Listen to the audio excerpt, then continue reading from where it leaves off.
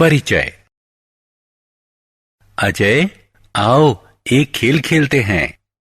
कौन सा खेल विजय? तुम अपने मन में किसी भी संख्या के बारे में सोचो। इस खेल के अंत में मैं तुम्हें वह संख्या बता दूंगा। ठीक है। अब उस अंक के साथ 4 का गुणा करो। ठीक है, कर लिया। अब गुणनफल के साथ 5 जोड़ो। ठीक है, कर लिया। अब बताओ क्या परिणाम मिला? 65। अब मैं तुम्हें वह संख्या बताता हूं जो तुमने पहले सोची थी। क्या वह संख्या 15 है? वाह विजय, ये तुमने कैसे जाना?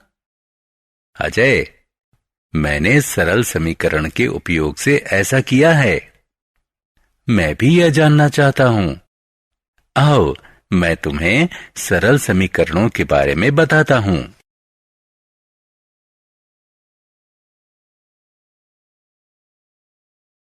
उद्देश्य। इस पाठ के अंत में आप निम्न करने में सक्षम हो जाएंगे। एक समीकरण को बनाना, समीकरण की अवधारणा को समझना, किसी कथन को समीकरण में और किसी समीकरण को कथन में परिवर्तित करना, समीकरण को हल करना, स्थानापन्न को समझना, सरल समीकरण से संबंधित समस्याओं का समाधान करना।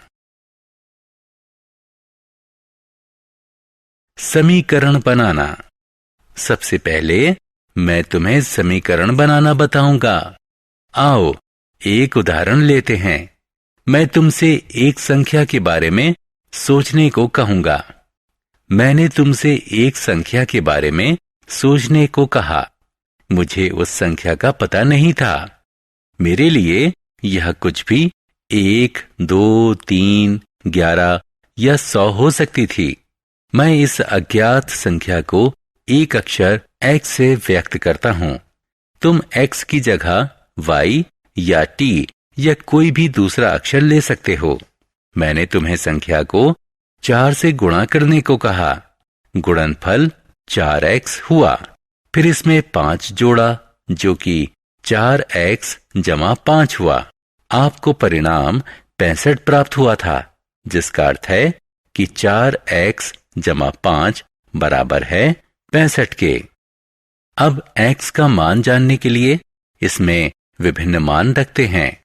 यदि x बराबर 1 है तो हम उत्तर 9 प्राप्त करते हैं।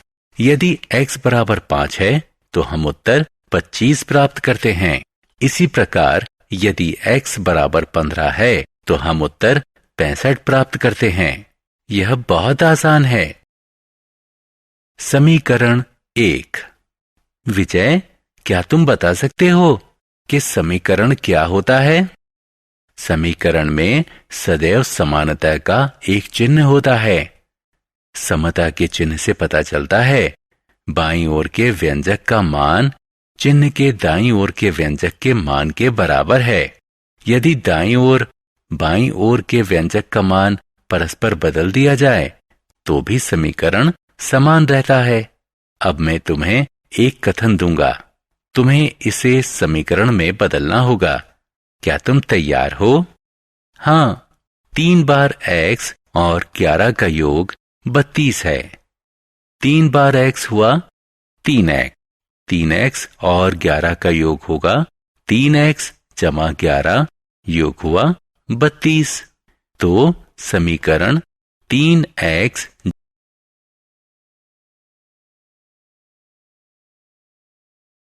समीकरण 2। हम समीकरण को भी कथन में बदल सकते हैं। क्या तुम कोई उदाहरण दे सकते हो? ठीक है, इस समीकरण को देखो। x - 5 = 9। हम इसे इस रूप में लिख सकते हैं। x से 5 निकालने से 9 बचता है और हम लिख सकते हैं 5p = 20। एक संख्या p को 5 से गुणा करने पर 20 प्राप्त होता है। यह सही है। समीकरण को हल करना। हम एक समीकरण कैसे हल करते हैं? एक संतुलित समीकरण अपने दोनों पलड़ों पर बराबर वजन रखे एक तराजू की तरह है। यदि हम दोनों पलड़ों पर समान वजन रखें तो उसकी डंडी क्षैतिज हो जाती है। इसी प्रकार यदि हम एक समान वजन को हटाएं तो भी उसकी डंडी क्षैतिज ही रहती है। ठीक यही बात समीकरण के लिए भी सही है। यदि हम दोनों पक्ष से एक ही संख्या जोड़ें तो समीकरण अप्रभावित रहता है, और अगर हम दोनों पक्षों से एक ही संख्या घटाएं तो भी समीकरण अपरिवर्तित रहता है। यदि हम एक सही संख्या से गुणा या भाग दें तो भी समीकरण अपरिवर्तित रहता है।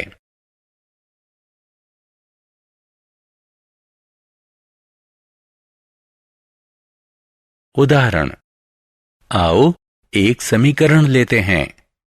x जमा 3 बराबर 8। इस समीकरण के दोनों पक्षों से हम 3 घटाएंगे।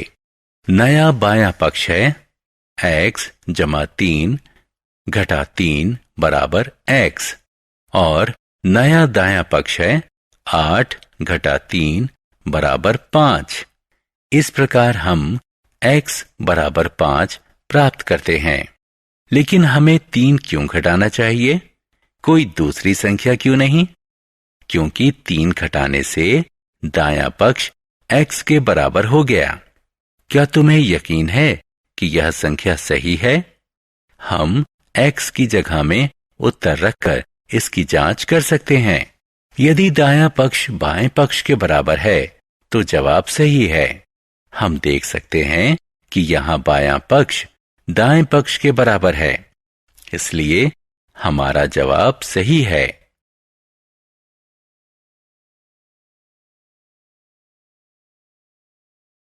पृष्ठ, फलक और शीर्ष। अब इस समीकरण को लें। 5y बराबर 35।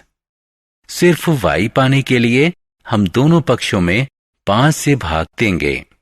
अतः बायां पक्ष y के बराबर है और दायां पक्ष 7 के बराबर है। अतः हमें उत्तर के रूप में 7 प्राप्त हुआ। उदाहरण, अजय, क्या तुम इस समीकरण को हल कर सकते हो? हाँ, बाएं हाथ में p प्राप्त करने के लिए हम दोनों पक्षों में 5 जोड़ देंगे। हम पाते हैं कि 12p बराबर है 30 के। अब 12 से दोनों पक्षों को विभाजित करते हैं। उत्तर मिला p बराबर 5/2। बहुत अच्छा। क्या तुम जानते हो कि हम इन प्रश्नों को स्थानापन्न से भी हल कर सकते हैं? स्थानापन्न क्या है? आओ मैं तुम्हें समझाऊंगा।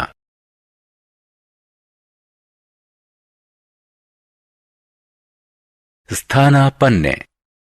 स्थानापन्न का अर्थ है पक्ष बदलना। उदाहरण के लिए इस उदाहरण में हमने 5 का पक्ष बदल दिया है, और जब हम किसी संख्या का स्थानापन्न करते हैं तो धन ऋण में बदल जाता है और ऋण धन में बदल जाता है। और अब 12 को स्थानापन्न करके p 30/12 हो जाता है, जो कि बराबर है।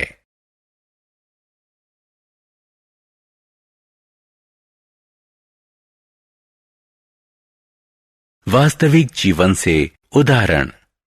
अजय, अब तुम समीकरण को हल करना जानते हो। तुम्हारे लिए एक प्रश्न है, पूछो। राजू के पिता की उम्र राजू की उम्र के 3 गुना से 5 साल ज्यादा है। राजू के पिता की उम्र 44 साल है, तो राजू की उम्र पता लगाओ। हमें राजू की उम्र पता करनी है, तो हम उसकी उम्र x मान लेते हैं। अब राजू की उम्र के 3 गुना से 5 ज्यादा 3x जमा 5, जो 44 के बराबर है। अब हम इस समीकरण को हल करेंगे। 5 को दाएं तरफ स्थानापन्न करने पर हमने प्राप्त किया 3x बराबर 39 के। 3 को दाएं तरफ स्थानापन्न करने से हमने पाया कि x बराबर है 13 के, इसलिए राजू की उम्र 13 साल है।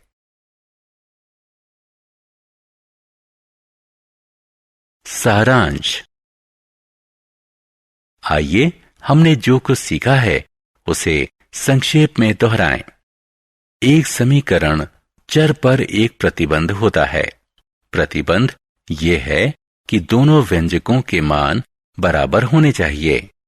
यदि दाएं पक्ष के व्यंजक और बाएं पक्ष के व्यंजक को परस्पर बदल दिया जाए तो समीकरण समान ही रहता है।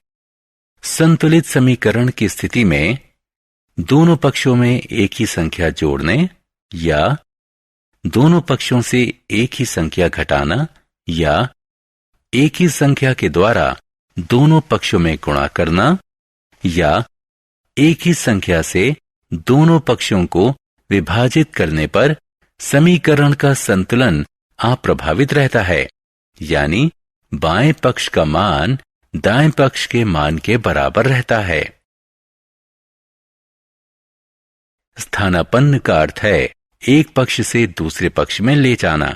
जब आप एक संख्या को एक पक्ष से दूसरे पक्ष में ले जाते हैं तो उसका चिन्ह बदल जाता है।